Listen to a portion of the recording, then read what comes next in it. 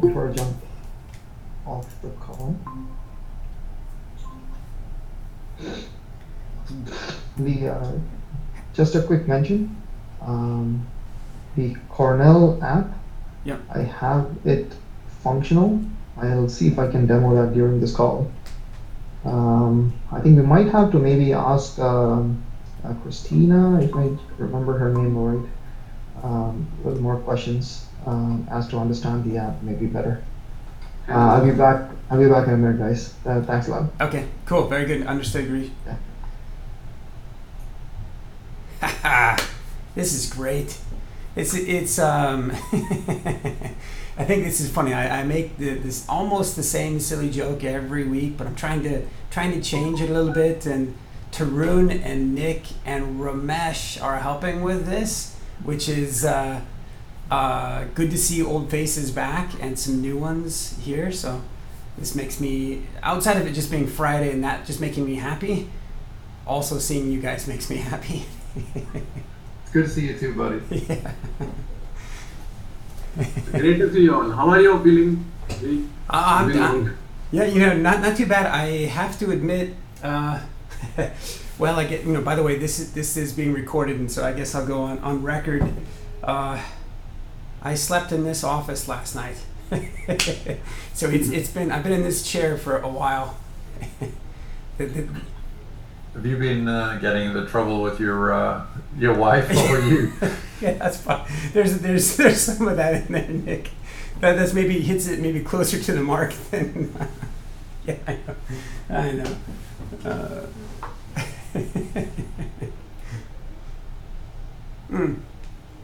So Anand has just joined. Chaim has just joined, and Nick, we will get it fixed where some of you are able to join without having to request the admittance, and I've been trying to figure that out, and so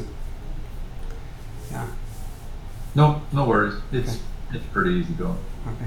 I'm going to apologize in advance. I have to bounce at past because I've got an unavoidable call, I'm afraid. Okay, very good. Well, Tarun is here as well, and so we'll hit that one first, so we can. Fair enough. Garish was just on. He's rejoining. Let's not wait for him, but get the community meeting minutes up. All right, let's get going. So I'm gonna paste the link to the meeting minutes in our chat. And if I can find the chat button, and the point there is, these aren't my meeting minutes. these are our meeting minutes, and so please update them as we go. Otherwise, I will make a mistake, I'm sure. So good. So and then please go ahead and record your name down if you're in attendance today. Subham sent his regrets earlier. And he said, Anand, we would be in good hands with Anand. And so I know that that's the case, Anand. Okay, a couple of quick general announcements. Yeah, he won't be able to. He couldn't make, okay, understood. He knocked out a few issues this week, so that was good. I'm going to give just a couple of minutes of quick announcements, and then we'll jump into our first topic. And so I do want to call out, each week we generally have one or two new members showing up and some old ones coming back. And so Ramesh, you're this week's lucky winner. Ramesh, very pleased that you're here. I really enjoyed our talk just a few days ago. As a matter of fact, we almost couldn't stop talking. So I thought maybe if you wanted to take just a moment to say hi to the community and sort of introduce yourself, let folks get to know you. Sure, yeah. So I was introduced to Lee from Yogi. I had a chance to meet Yogi while he was at a project at Safeway, which is a short gig.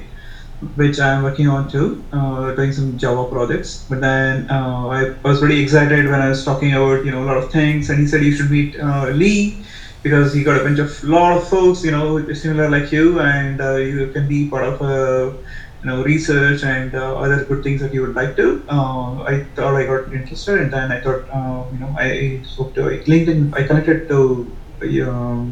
Lee on LinkedIn. Sorry guys, it's still 7 in the morning, so I might be like Lee. Okay, so I had a chance to meet to Lee, and it was a great conversation. And I'll be part of your group from now on. That's awesome. That's awesome. You guys also did, for some amount of familiarity, actually, Ramesh, when you and I were speaking for that little while, some of the ideas that you brought forth scared me a little bit. They were good. They were good enough and big enough ideas that I thought, my goodness, that sounds fantastic. That sounds like a lot of work. So that's excellent. Fair enough. And then you'll hopefully get to know the rest of each of the individuals on the call just kind of as we go. So that's thanks for that. Let's jump back into the meeting minutes. We did have some of you might know Scott Colton, who's a co-Docker captain. He's also at he was at Puppet previously. He's now at Microsoft. Sort of between Scott and Nuno, who I think is on the call now, they've got a little bit of a CNAB orientation. And yeah, hi everyone. Sorry. Oh, there he is, Nuno.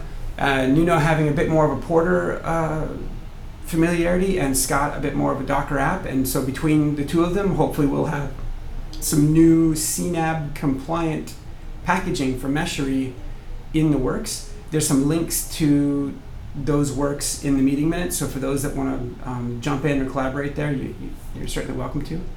And Ramesh, do you typically go by Rangaswamy, or do you go by Ramesh? In Ramesh, A is silent. It's a Sanskrit name, so if you add A, it becomes a kind of, in US it becomes a female's name.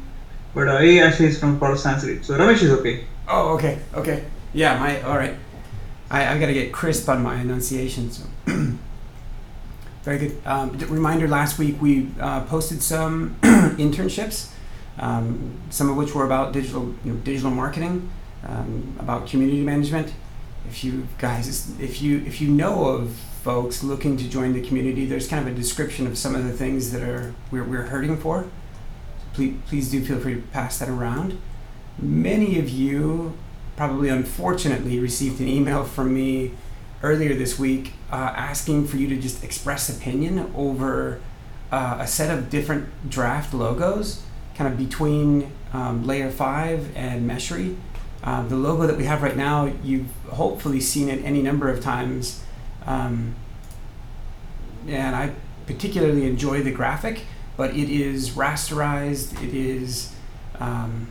It needs a change. We need to differentiate from Layer 5 and Meshery, and so we're trying to do that and have a bunch of indecision. So if you have opinions, and if you didn't get the email and would like to take a look at the logos, let me know.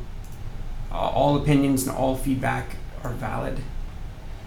Last update, I think, for this week is Pratik, Garish, and myself were able to get on the horn with Christina, whose last name I won't butcher, but she's a professor at Cornell, and has a research project that Pratik had highlighted previously.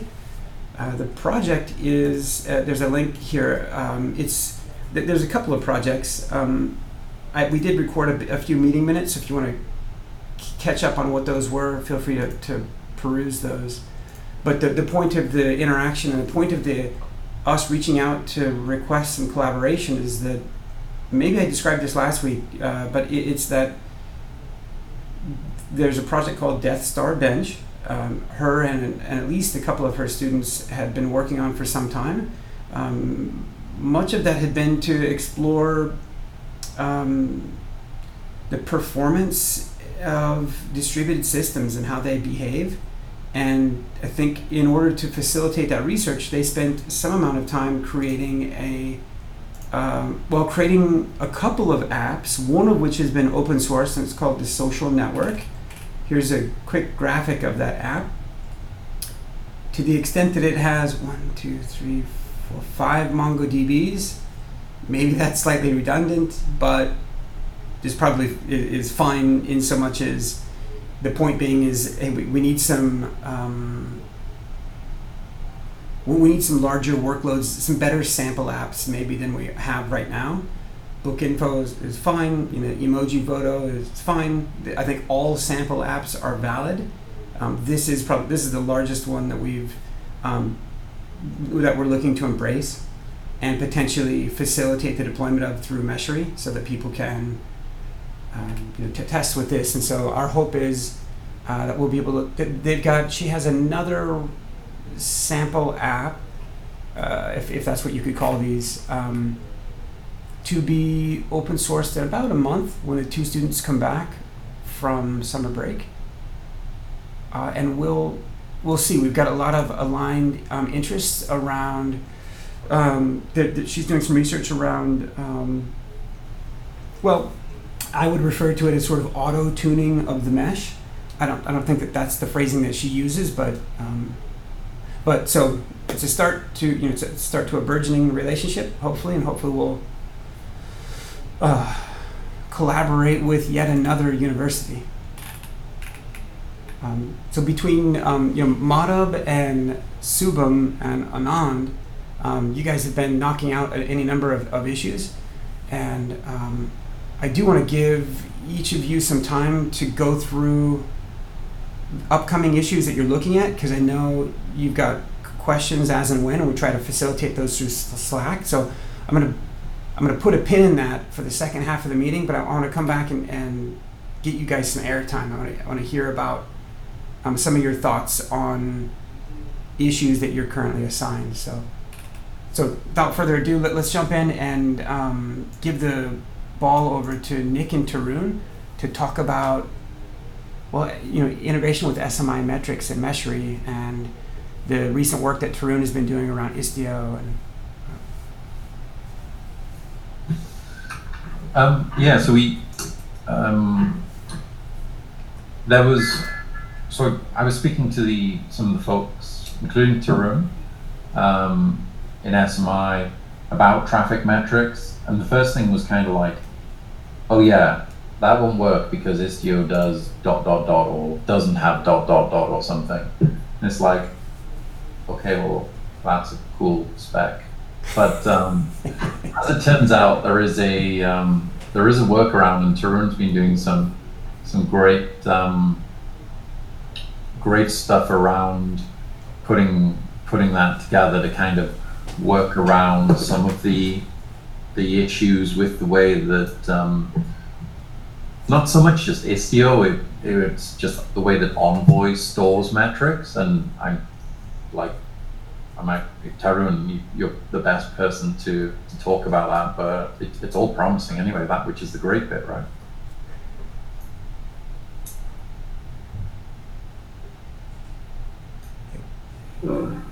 Okay, so can you guys hear me? Yep. Yeah. So I'll start with the problem again so that everyone gets the context here. So as you know, Istio and Consul, both of them use Envoy as the proxy, and Envoy exposes some metrics, and also the service mesh does some more. Like Istio exposes service level metrics, the Kubernetes, it adds the Kubernetes metadata, the deployment it's part of and all. So right now I'm working on the Istio support, as I mentioned in the last Meshery community meeting that I attended. Maybe it was 2 weeks back. So just today, just like 2 minutes back, I did complete the whole Istio thing, but there's still a nil pointer exception. I don't know why. I'm still checking it out. So hopefully, maybe I'll get it merged in the next few days. So how I did was that as Istio exposes some metrics, I took the SMI metrics project depends on Istio metrics directly rather than the Envoy proxy level metrics. As Istio adds some more metrics, I think we could leverage that directly rather than again talking to the K8s API. For Istio, the approach was like that, but for Consul we have to depend on the Envoy metrics as Consul doesn't add any other metrics on top of it. I think once it does, I did check out the Meshery project, and once we complete the Istio stuff, I'll definitely pull together a POC kind of thing that makes Meshery apply the config through the SMI adapter and then retrieve the metrics from the SMI metrics repository. What do you think, Lee, about it? That general flow makes sense to me, and actually that flow isn't Istio, or shouldn't be Istio specific. That should be should generally work for. And actually, I desperately want to re-articulate and sort of re-emphasize something that Tarun just said. But instead of me doing it, maybe I'll ask Nick, in part with your focus here. I think there's something that Tarun was highlighting. He's saying, hey, there's metrics available from Envoy. There's metrics that, are some of the meshes also provide their own metrics, probably built on top of things that they're seeing, built on top of things that they glean from Envoy.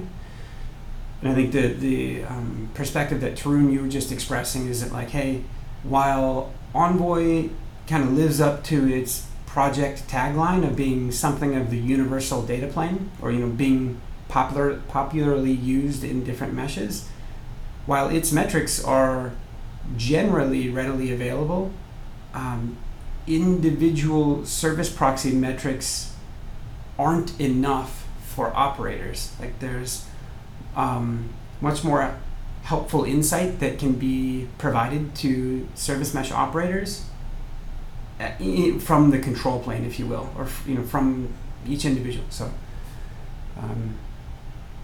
that resonates with me, and actually I would take it, just with having something of a management plane, if you will, kind of a third level plane focus within Meshery. I'd say yes, totally. Also, I believe that there are other environmental metrics that, when meshed together with the control plane metrics, add even more value. Or that, And also adding to that point, if you see the Envoy metrics, the metrics are divided into the protocol level. They separate metric for HTTP1, HTTP2. So if we try to do the aggregation, we have to do a lot of summing and etc. So you can't just go be like, tell me all the requests. You still have to go till the granularity and then aggregate them. So you can still get out of Envoy. Envoy will give you protocol level stuff, but you still get like just pure request level and connection level stuff. But connection level stuff's not massively. Well, maybe it's useful. I don't know. But it's. I'm totally with the fact that it doesn't give you enough information to build a worldview. It's too granular, and but it's great news. I think we should be able to use traffic metrics for all of Meshery's needs, and if there's something not met by traffic metrics, then that's actually a great use case to modify the SMI spec, and because that traffic metric spec was designed specifically for tools like Meshery to be able to sit in and work independently of whether it's Istio, Envoy, Linkerd, whatever, which is kind of dope. And Tarun, I apologize. We were going to chat again on, I think it was like Thursday, but I've just like been bogged down. So I'll, if you're free, I'll ping you later on, and maybe we can chat Monday or something. Sure, no problem. Nice. Tarun, with the landing with the 2-minute-old code that you got, assuming the null exception is resolved, would you summarize again real quick that means that, or that should mean that Istio support for, if that's the right way of phrasing it, Istio support for SMI metrics has landed? Yeah. Okay. It should land in a couple of days. Okay. Okay. Nice. I can show you a demo if you're interested. Yeah, It okay. works. Anyone not wanting to see a demo? Demos are. Awesome. Yeah. No, please. I take over. I feel So can you bad. see my? So Uh, can you guys see my shell? there it is. Awesome. So right now, if the cluster has a Istio installed, we can check for the pods, the Istio pods. It will just show all the Istio pods. Should. As you can see, we have Istio installed. Uh, but but to have this metrics, first we have to do a couple of changes in the CRD. So actually, as Istio explores is to add some more metrics. We need to configure the labels that we need to have. For SMI to work, you need to add one label to the CRDs so that Istio will add those labels to the metrics that it exposes. So it needs a slight config change. I think it shouldn't be a problem. Do you guys I thought of asking about this. Do you guys have any feedback on this? Um, so that additional annotation or that additional label, that would be your expectation is that people, when they're sort of serious about, well, this, I'm going to make some generalizations, but maybe if they're deploying Istio in a production way or in a serious way, they might be using Helm to do that, and so you would expect that they would just use Helm as the facility to modify their deployment config. Yeah. And also, it doesn't need to add any CRDs or etc. It just needs to add two more lines to the already the default CRDs that they use. So I don't think it's a big change, but if it is a problem, we could do something on that also. Yeah, I think it's not. It's also not beyond reason. I think that the traffic metrics definition, if you're running on Istio, that could actually do the mutation, like using like a mutating webhook type approach. So I think it's pretty valid across. It's a great start for 10, and then there's a possibility to make it even better. Yeah, that's a great idea too. So now we'll get to the demo. As you can see, I already have the SMI. I mean the SMI extension API server installed, so I can always go API resources. It will give back all the resources that we can ask. As SMI project is a extension API service, we should see the metrics etc. present. So it is essentially telling that you can ask the metrics SMI spec about daemon sets, deployments, namespaces, pods, and stateful sets. These are the resources that Istio supports right now. But as Nika and I spoke about it, we need to have a generalized service that represents any kind of service in each mesh implementation. For example, Linkerd doesn't have any higher level abstraction, but Istio has virtual service, and then console has a service definition. So if there is a higher level abstraction, something like SMI service that users can query about, I think it should be great. Darren, I've got half a PR,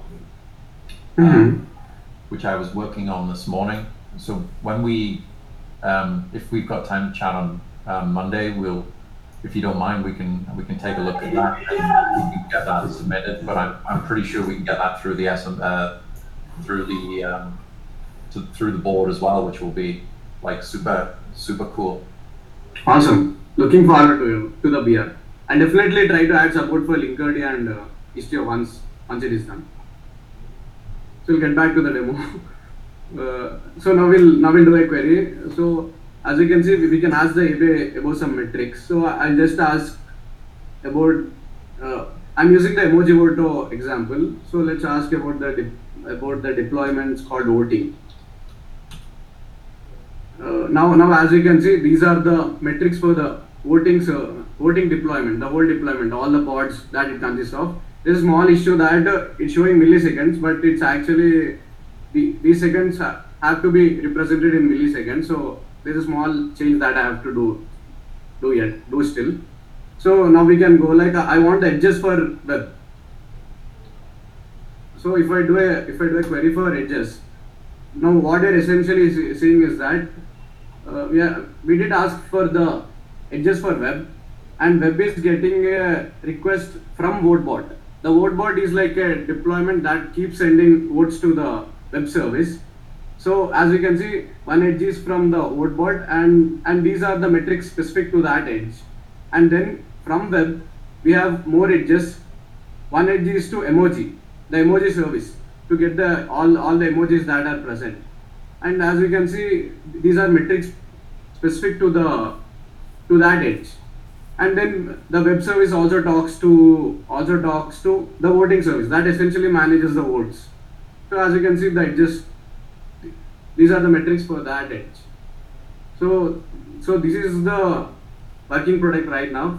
And also once this is done, I have to fix the seconds bug and then the pod sync, and hopefully the PR will get merged. It's gonna, yeah, dude, yeah. Tarun, you are going to school at the same time, right? Is it just double check?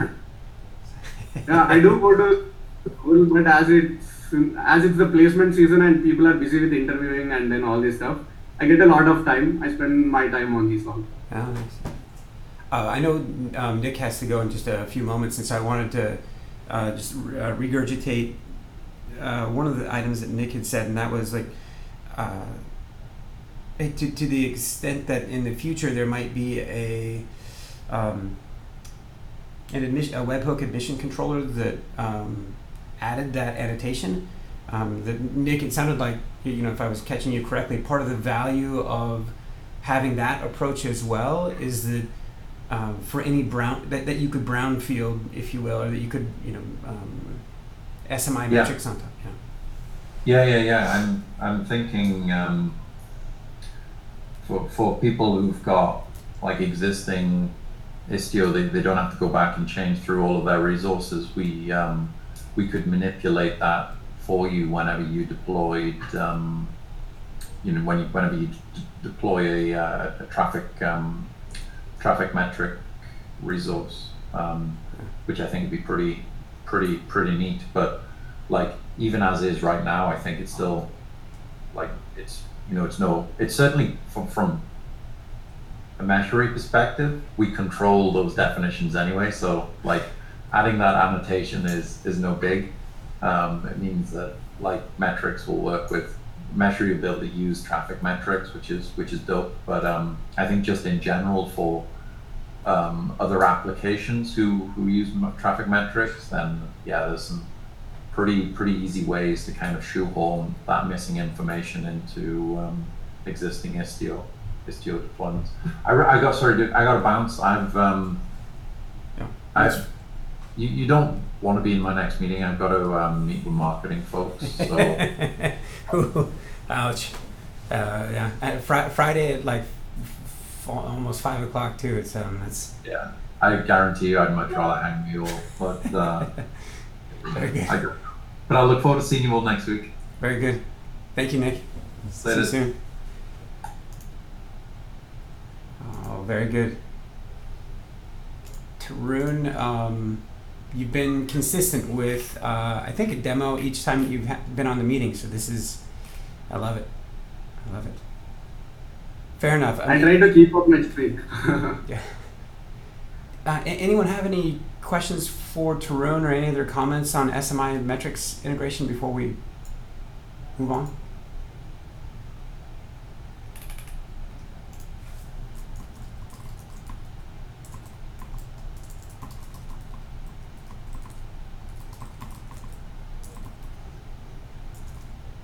Okay. Very good. I gotta tell you, it was very pleasant not taking meeting minutes while I was watching the demo, so I'll try to fill those back in. We've got a number of different topics to discuss. As a matter of fact, we're missing one, and it's it is the Octarine adapter. So speaking of demos, a hell of a demo that Hein gave last week. Just in following down the path here, Prem, you shared some slides last week. That was very nice. Do we want to follow up with kind of a round two discussion on the approach to the NSM adapter? Yeah, sure. Thanks, Lee. I believe Harshini and Girish had a discussion. And, I believe Harshini is currently working on migrating or getting the NSM adapter into Meshery. It's on the same lines as what we discussed in the last call. Harshini, or probably you can give a quick update on that.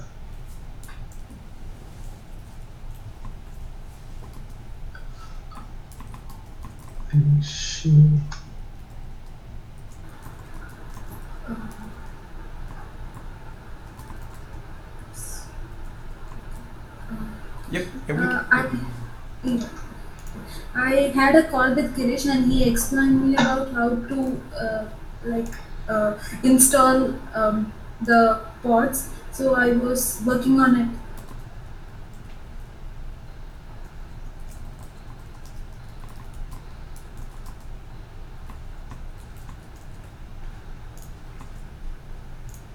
Nice. Very good. Girish, anything to add, or Harshini, any blockers or stuff that we can chat through that would be helpful?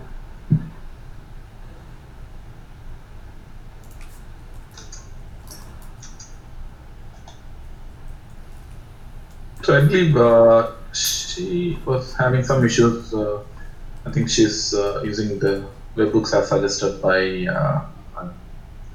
Girish. So a couple of things here, as mentioned in the last call. The main thing here is wherein it would be more of a client development from the NSM service implementation perspective. I think that will essentially continue to be a black box. So predominantly, I believe the work would be to integrate the NSM client, which again would be developed or customized based on the network service function you're hosting on the NSM. And then the Meshery adapter would essentially invoke it. So that's how it's going to be. And again, as we discussed in the last call, I think I had asked Harshini to focus more on the client being present along with the service, so that we can exploit some of the memory interfaces way of invoking the network functions. So that's going to be the first step. Yeah. Oh, God. Okay. And part of that, it sounds like maybe part of the development of the NSM client to be able to invoke those sample VNFs. That, or here, let me phrase it as a question, and that is that effort also generally helpful to NSM and to other management other management softwares that might look to interface with it? Yeah. So okay, that's a great question because let me probably also give a bit of introduction to one other activity which we are working on, right? So you brought in a very, very valid question. The reason is typically for for a platform like Meshery, it would be better if it's generic, right? So what we are currently working is essentially to get more of a workflow engine, so that you would essentially define the APIs in terms of workflow and the relationship between them. And then what we are working on is a model wherein it's going to be more of a generic invocation. For example, the calls would essentially be give the workflow name along with the network functions or the devices you have to work on. And then what happens is behind the scenes, you define the workflow with invocation to this specific APIs. By this, what happens, you would essentially be able to replace the network function without replacing the core, say the hooks, I would say, right? So that's what we are working on. In one other product, we have already completed it, but we are yet to get it to the NSM. So I'll probably share some slides next week, or I'll send across to the channel explaining how things would be. and that would essentially address the specific problem you are mentioning about. Got it. That makes intuitive sense to me. It makes the integration with something like Meshery it puts a point of indirection or a bit of abstraction, and it means that Meshery doesn't have to explicitly define the provisioning flow for a given VNF, but can rather invoke that flow. That's right. Nice. Okay. Very good. Any other topics on the NSM adapter this week? I think I'm good. Probably Harshini or Girish, if they have, we can probably check with them too. Harshini, do you have any specific thing? No, nothing like that.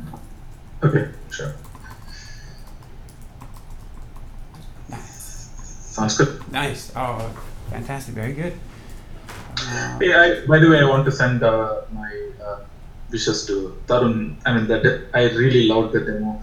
I've just read the SMS spec, but to see it in action is like unbelievable. Great work, Tarun. Thank you, Rishi. It was all, I wouldn't say I did it all, but Istio definitely required a lot of changes to the whole implementation that we did. But, right.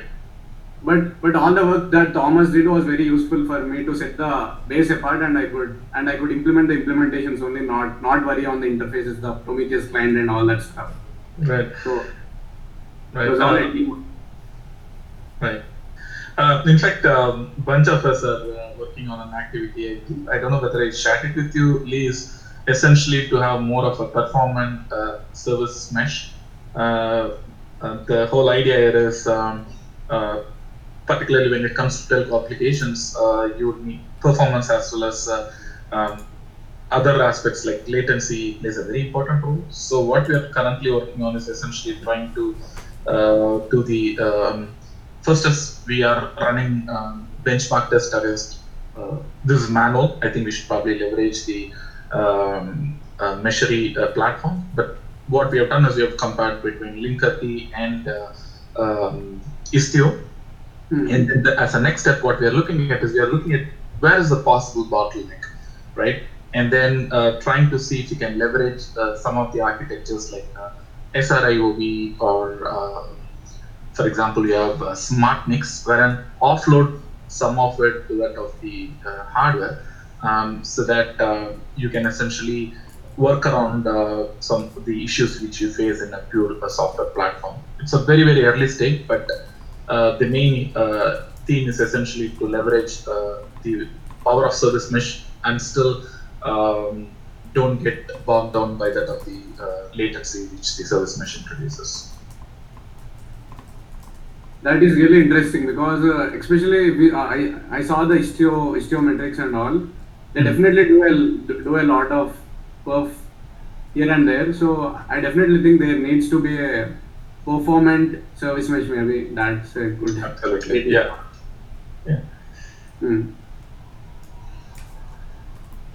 Cool. Nice. Prem, I would say it's a shame that Pratik isn't on the call. I'm not sure if the two of you met before, but Pratik is a grad student here at UT Austin, and been with the project for quite some time, and is hardware focused in his research toward Meshery. So I think he'd be particularly interested in this area. He's been trying to, that's been part of his research, is trying to understand how various hardware capabilities come to bear. Sure. Yeah. Sounds good. Yeah. I'll probably connect with them and then we can probably exchange notes. Yeah. Sure. Thanks. Yeah. Thanks, Lee. Nice. Okay. Next up is Octarine. That's the Octarine adapter. Chaim, of the testing that I had done, maybe I'm doing it wrong. Let me start with that. But I bumped into the issue, the error message that I'd sent about being unable to deploy the data plane or create the data plane YAML. Maybe So I saw your note from today and think it has to do with the fact that it, with the setting of the Docker credentials as environment variables. I guess in my environment it's already set a little differently. So the issue there is ignored, but I update the instructions and make sure that it all works. Probably by the end of the day. Makes sense. And now that you mentioned that, I'm guessing maybe at least on the system that I was in, I was not authenticated to Docker Hub, or that user was not logged in, and so. Yeah, that should be fine. Oh. It should work with the credentials that we're providing, and probably an issue with reading the environment variables. Gotcha. Okay. Very, very good. And then anyone else had an opportunity to, Garish, I know you had tested the Octarine adapter, and I think we were just experiencing the same issue. Anyone have any other items on the Octarine adapter?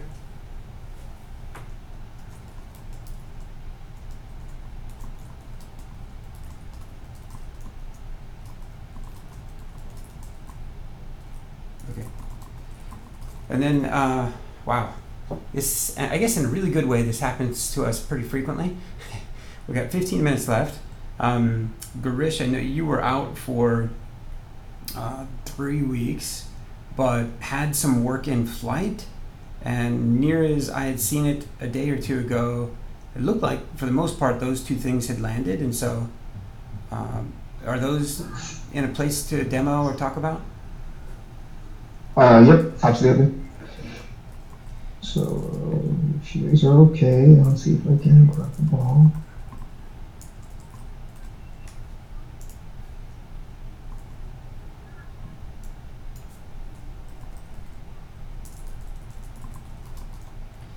Sorry, before that, I have a question to him on the Octarine. Sorry. So the question is, so do you, in a way, optimize any of the security calls? Because security, in a way, provides you, say, for example, a bit of latency. It does introduce, because you need to authenticate aspects like that. Are you optimizing any of the calls or customizing, or it's going to be like plain vanilla STO on it, you enable security? So authentication, service to service authentication? Yeah, so when we talk about security, there are a couple of things. Right? One is, of course, securing the whole infrastructure via TLS and aspects like that. Other one is also trying to bit of proactive I mean, like more of an, how do I say, you can also detect which call is right and which call is not right. Do you do a bit of proactive detection of whether the calls that lands in is a valid one, or aspects like that? So we have a mechanism that I guess is, well, multiple mechanisms. One is really based on policy, so, and that is enforced no latency of going back to the control plane. The policy is pulled into Envoy, similar to STO RBAC. Okay. The others are really around signature. So if somebody's trying to do something like a SQL injection, and that we do asynchronously. So okay. we don't block messages like that, but we send them to a signature engine that looks for those signatures, but that is done asynchronously. So again, no latency is added to the message itself. Okay, sure. I'll definitely go through it. I've started getting into the details of it based on what Lee mentioned last week. I'll definitely reach out to you for any questions. Thanks, Lee. Okay, great.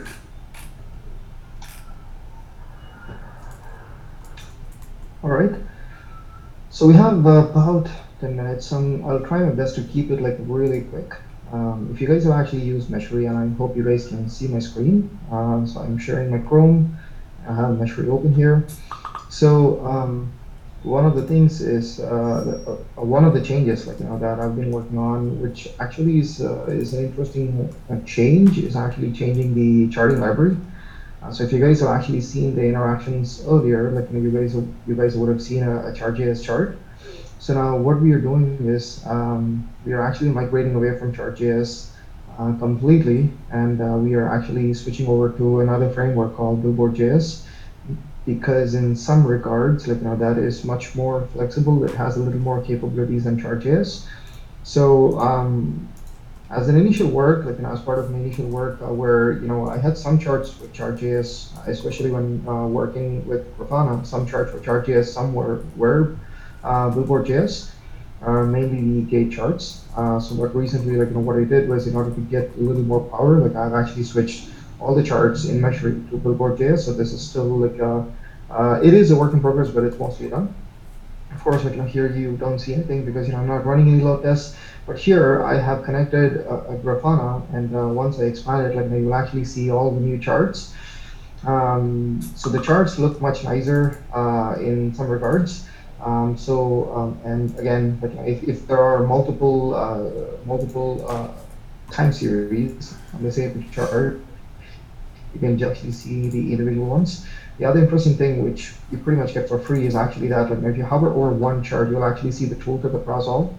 There's a grouping feature, like which one leverage will actually do this, like so very little code, like you kind of get some really nice interactions, and also try to keep the existing behavior across the board work with Google.js, like for example in this view.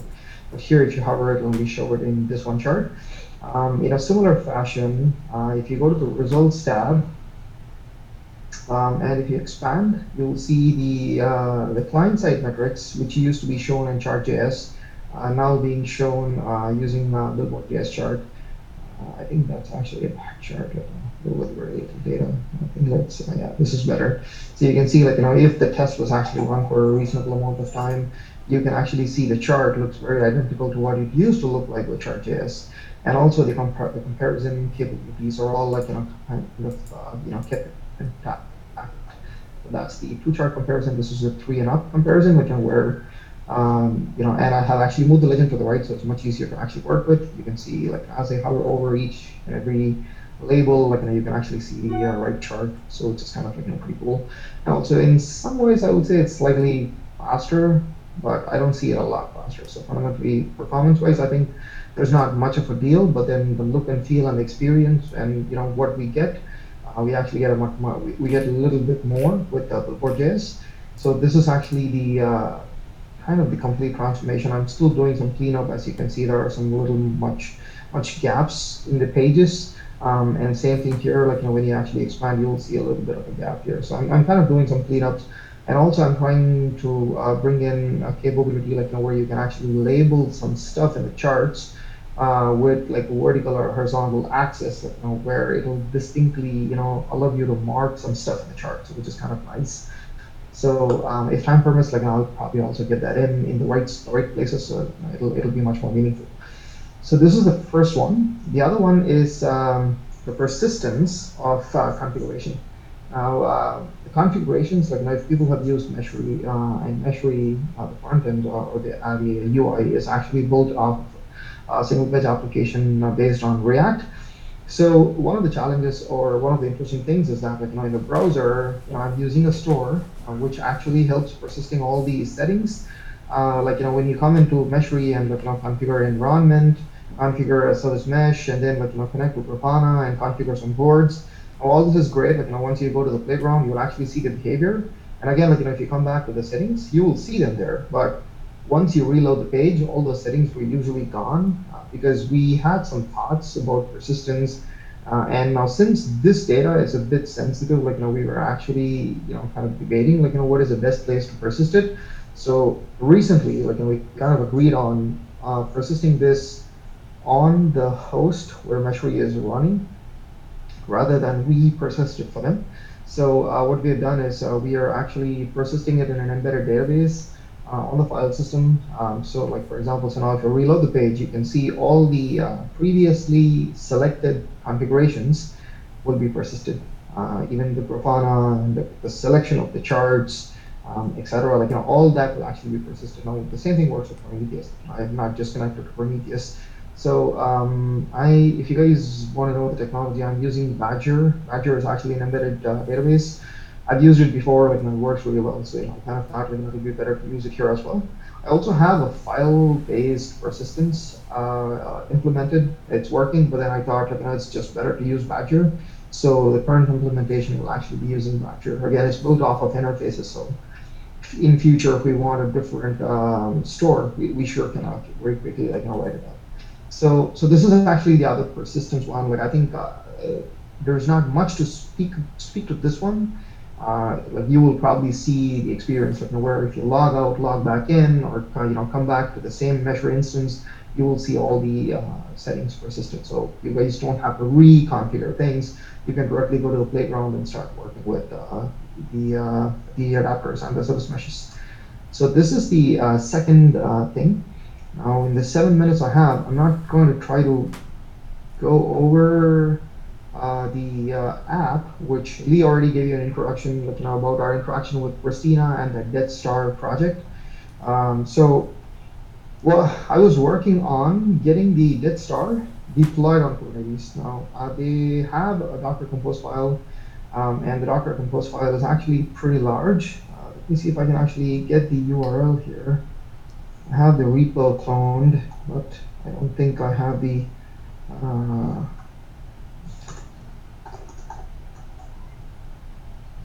site. I can maybe start with that. Like, maybe just a second.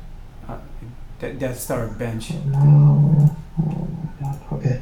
Death Star bench. Kind of Oh, yeah. all Thank over. you. Thank you. Thank you. Yeah. Wow. Yeah, I guess if you put them all together as one word, that might bring up the GitHub. I have the repo clone, but okay, I think that's okay. That's the paper. I'm so sorry. Okay. You can you know write what? just GitHub in the search. It should be. Yeah. Just give me a second. So I have the repo clone, so I'm just going to get the URL from there. I'm sorry, I wasn't planning to actually show this. Okay, I have it here now. Okay, cool. Yes. So this is the repo. So this is the Death Star bench. And again, like you can see, it actually they are planning to have several microservices. Right now, a completely functional microservice is actually the first one, which is a social network. So it's right here. Now, if you go inside here, you'll actually see all the files, and there is a Docker Compose file.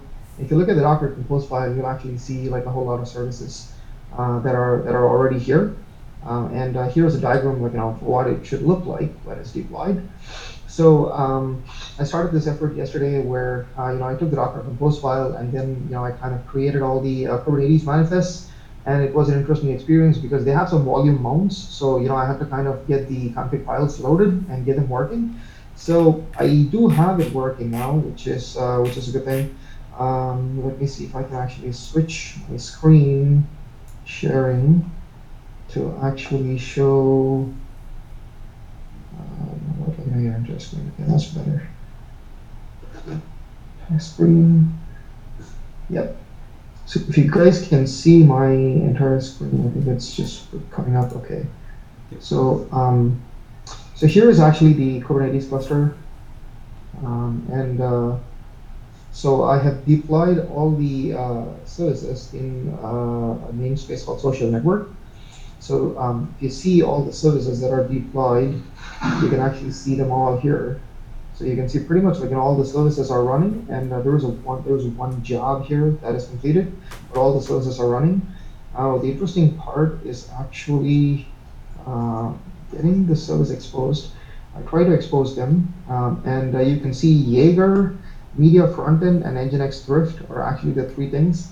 I don't know what the post storage service is.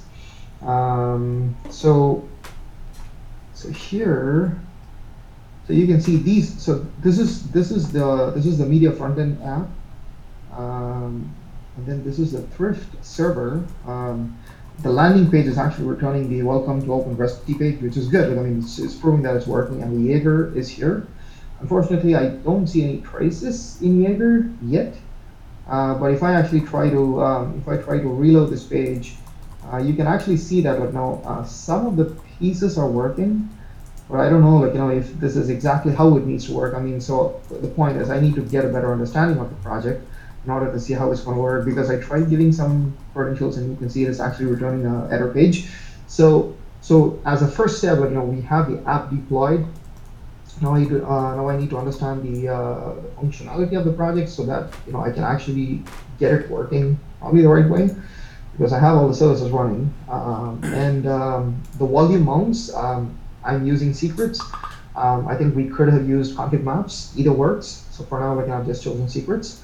Yeah, I have all the volume mounts and everything working. So I just need to get an understanding of the app and go from there. So once we have this all ready, and maybe we can actually put this into Meshery, so that from within Meshery, we can actually deploy this as a sample app on the Kubernetes cluster on the mesh and do this. So that's pretty much all I have to show. We still have a minute, so I think that's pretty decent timing. That's it. I mean, yeah. There's nothing. I just a quick recap on a couple of things for folks, if it wasn't very obvious. For those that have been using Meshery, my hope is that Meshery has a wonderful user experience, and that's part of why people would come to use aspects of Meshery as a performance benchmark tool versus just using WRK2 or something else, because it's much more convenient. It's a nicer experience, and Meshery's not going to just do performance benchmarking, but many other things. And it had been a not so great experience to date, where you open up Meshery, and then you've got to go through the configuration process of giving it your kube config, telling it where your adapters are, telling it where your Grafana endpoint is, and that's fine for the first time that you've deployed it. But if you close your browser and come back, you've got to redo that, and that is not good. And so, anyway, the same thing for I won't re-articulate kind of the value of those. The way in which I don't know that Girish demoed the fact that the charts are now synchronized as well. So if you hover, and maybe you did, Girish, I don't remember, but if you hover over a given metric or one chart, it'll show you the same timeline tracking in other charts and so. And if you is the same true, Girish? If you zoom in on one chart, that then the other charts refresh at that same zoom. Okay. Yeah. So that functionality we already had in Chart.js. I mean, in the sense, in the version I had implemented with Chart.js, that functionality was there. So I'm kind of reusing the same functionality with Billboard.js. So there's not yet something specific to Billboard.js, but it's more of the way we are using it with React that we have the zoom functionality working. So that is there, and that's all functional. So. Yeah. We're a minute over. Does anybody have anything else for Girish? I want to make sure we end on, don't hold people back.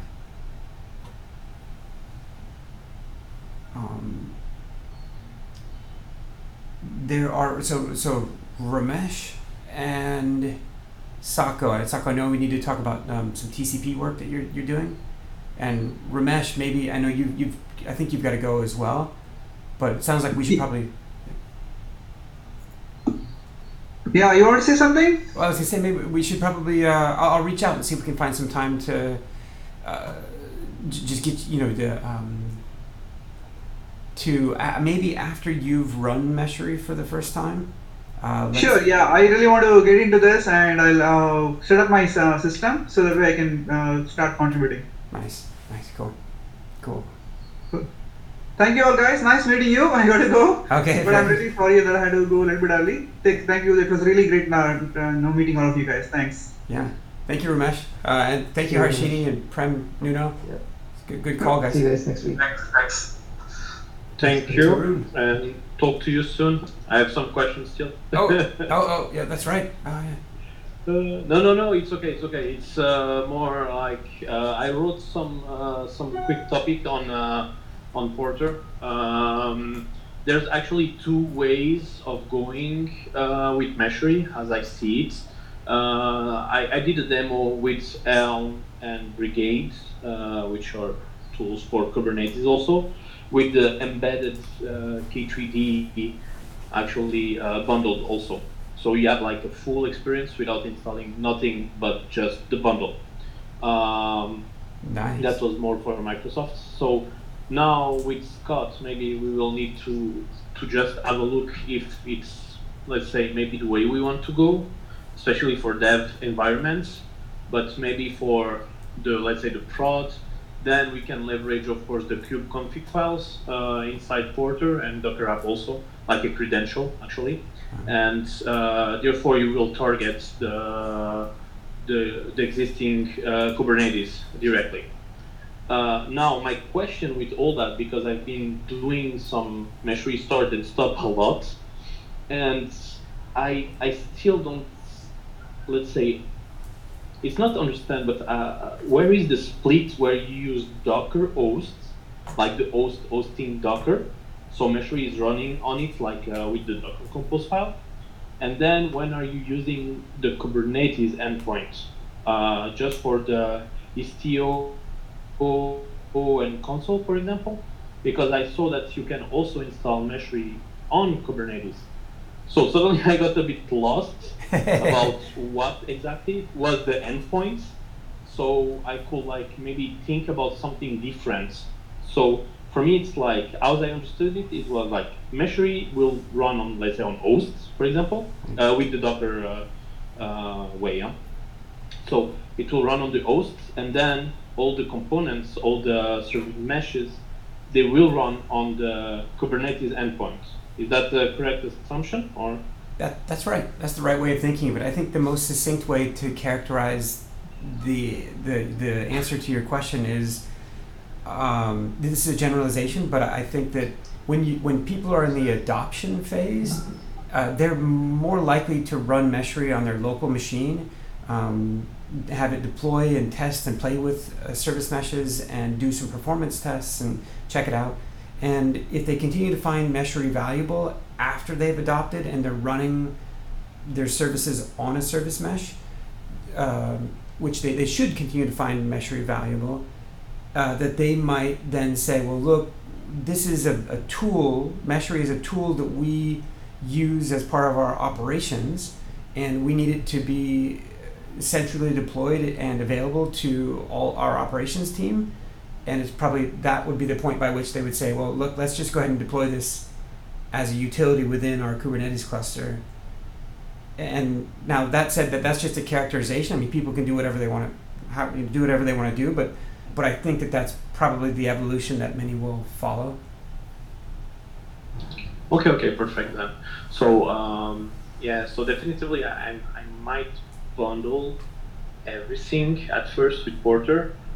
Or on the end, maybe I will just do a normal Meshery bundle, and then a Meshery plus K3D or whatever backend you want. So it's all running without you installing any other or needing any other component.